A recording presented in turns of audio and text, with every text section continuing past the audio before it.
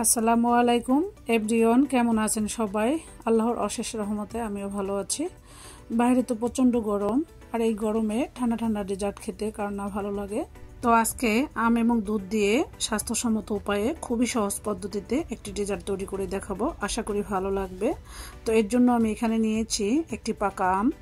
আমটাকে ভালোভাবে ধুয়ে এখন আমি আমের বোটাটাকে কেটে ফেলে দিচ্ছি এবং দুই সাইড থেকে আমটাকে কেটে বের করে নিচ্ছি, দেখতে পাচ্ছেন। এখন আমি একটি নাইফের সাহায্যে মাঝখান দিয়ে এভাবে দাগ কেটে আমের টুকরোগুলো বের করে নিব। যারা আমার ভিডিওটি অত্যন্ত ধৈর্য সহকারে দেখেছেন তাদেরকে অসংখ্য ধন্যবাদ, এবং যারা নতুন এসেছেন তারা অবশ্যই চ্যানেলটি সাবস্ক্রাইব করে পাশেই থাকবেন।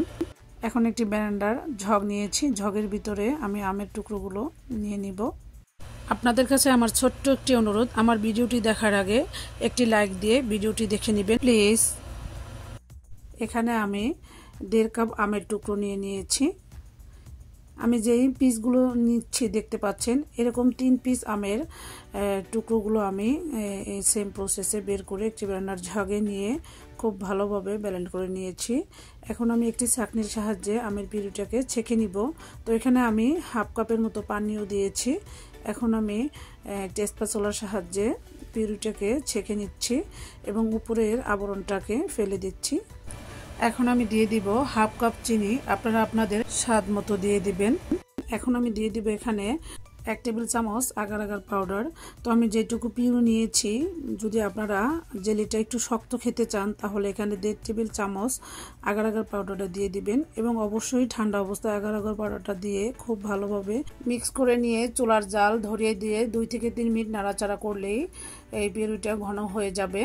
এবং সাথে সাথে জেলিটাকে যে মোল্ডে সেট করবেন সেই মোল্ডের সাথে সাথে ঢেলে নেবেন, কারণ আগার আগার পাউডার দিলে পিউরিটা খুব তাড়াতাড়ি জমে যায়। এভাবে আমি 10 মিনিটের মতো রুম টেম্পারেচার রেখে দিয়েছি, চাইলে নর্মাল ফ্রিজেও রেখে দিতে পারেন। এই তো এখন আমি আমার পছন্দ মতো শেপ দিয়ে আমের জেলিগুলো কেটে নিচ্ছি। আমি একটু নরম নরম করেছি, কারণ আমার কাছে এই জ্যামটা একটু মোটামুটি নরম থাকলে খেতে ভালো লাগে, অনেকেই আরও শক্তটা পছন্দ করে। তো আমি তো একবার বলেছি, যদি আপনারা একটু শক্ত খেতে চান এই জেলিটা, তাহলে আগার আগার পাউডার পরিমাণটা আরও 1/2 চা চামচ বাড়িয়ে দিবেন, তাহলে একদম শক্ত হয়ে যাবে। তো আমার পছন্দ মতো শেপ দিয়ে আমি জ্যামগুলো কেটে নিয়েছি।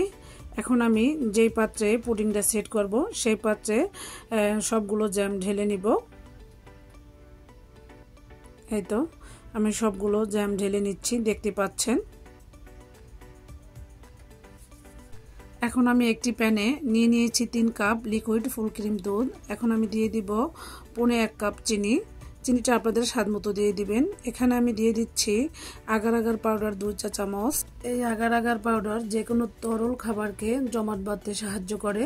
তো আগার আগার পাউডারটা দুধ ঠান্ডা অবস্থায় দিতে হবে, এবং দিয়ে আমি ভালোভাবে নেড়েচেড়ে চুলার জাল ধরিয়ে দিয়ে 4 থেকে 5 মিনিটের মতো দুধটাকে জাল করে নিয়েছি। এতে করে আমার দুধের মিশ্রণটা একদম পুডিংয়ের জন্য পারফেক্ট রেডি হয়ে যাবে। এই তো আমার দুধের মিশ্রণটা জাল করা হয়ে গিয়েছে। এখন আমি আগে থেকে আমের জ্যামগুলো কেটে যে পাত্রে রেখেছি সেখানে দুধের মিশ্রণটাকে গরম অবস্থায় ঢেলে দিব, কারণ এটা জমাট বাঁধতে খুব বেশি সময় লাগে না। এই জন্য সাথে সাথেই দুধের মিশ্রণটাকে জ্যামের মধ্যে ঢেলে দিতে হবে, কারণ এই দুধটা খুব তাড়াতাড়ি জমাট বেঁধে যাবে। এরপর আমি স্প্যাচুলার সাহায্যে নেড়েচেড়ে দিয়েছি, এবং এই অবস্থায় আমি রুম টেম্পারেচারে 10 মিনিট ঠান্ডা করে নিয়ে 30 মিনিটের জন্য নর্মাল ফ্রিজে রেখে দিয়েছি। 30 মিনিট পর একটা নাইফের সাহায্যে চারপাশের পুডিংটা একটু ছাড়িয়ে নিয়ে এখন আমি আনমোল্ড করে নিচ্ছি, দেখতেই পাচ্ছেন। মাশাআল্লাহ, কতটা সুন্দর এবং লোভনীয় হয়েছে দেখতে। আমি এই পুডিংয়ের মিশ্রণের মধ্যে অথবা জ্যামের মিশ্রণে কোনো প্রকারের কেমিক্যাল যুক্ত ফুড কালার ব্যবহার করিনি। আপনারা চাইলে কালারফুল দেখানোর জন্য ব্যবহার করতে পারেন। তো আমার কাছে সবসময়ই স্বাস্থ্যসম্মত খাবারটাই ভালো লাগে, তাই আমি আমার ফ্যামিলিকে সবসময়ই স্বাস্থ্যসম্মত খাবারটা খাওয়াতে পছন্দ করি।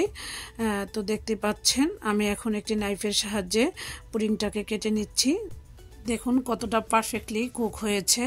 আপুরা ভাইয়ারা, একটি মজার ব্যাপার হচ্ছে, পুডিংটা কেটে সার্ভ করে আপনাদেরকে দেখানোর আগে আমার বাসার সবাই খুবই পছন্দ করে খেয়ে ফেলেছে।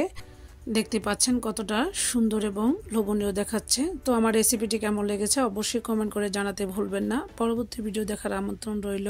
আমার হাজবেন্ডের কলিগ কিছু সাবস্ক্রাইবার আছে যারা আমার যে কোনো রেসিপি দেখলেই তাদের ডিমান্ড থাকে, তাদেরকে করে খাওয়াতেই হয় এবং তারা খেয়ে তো খুব সুন্দর সুন্দর রিভিউ দেয়।